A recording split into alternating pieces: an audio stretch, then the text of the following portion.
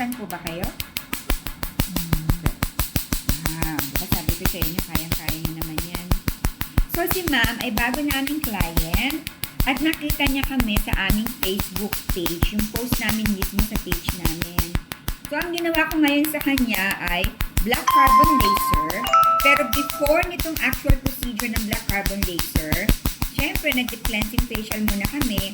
And then, ibinabat ko for 20 minutes ang buong mukha ni ma'am ng glycolic acid filling. And then, after nun, ibinabat naman namin itong black carbon for around 15 minutes. And then, eto na.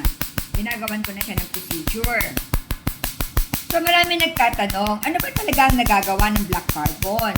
Unang-una sa lahat, whitening or lightening of the skin ang black carbon. Kasi nga, yung mismong black carbon nakakapagpa-lighten ng skin, and then yung glycolic naman nakakapagpa-lighten din ng skin.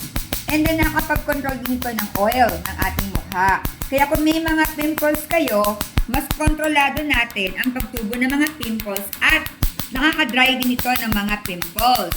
And then aside from that, yung mga wrinkles natin, napapababaw din niya. At nakakapagpa-tighten din ito ng balat. Kasi nga, yung mismong laser, tinutulungan niya ang skin natin para mag-form or tumubo ang maraming collagen sa ating mukha. Ayan. So, after nito, ang susunod na ilalagay ko naman kay ma'am ay ang aming collagen serum. So, collagen seaweed serum gel. So, yun ang nilalagay ko. Nakakapagpalambot ng skin. Kaya, mararamdaman ni ma'am sa mga susunod na araw na parang banat ang mukha niya, ang lambot-lambot ng skin niya, nagma-micropeeling din siya, at parang nag-lighten din ang kanyang balat. So, doon sa mga interesado sa inyo na magpunta sa amin, well, ma'am, medyo taas po kayo ng konti.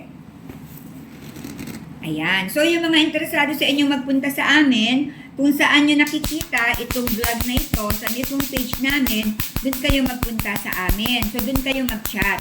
Mag-send kayo ng message, ako mismo ang sasagot sa inyo. Yun, paano? Magkapaalam na kami, kaya, well, we'll see you soon, guys. Bye!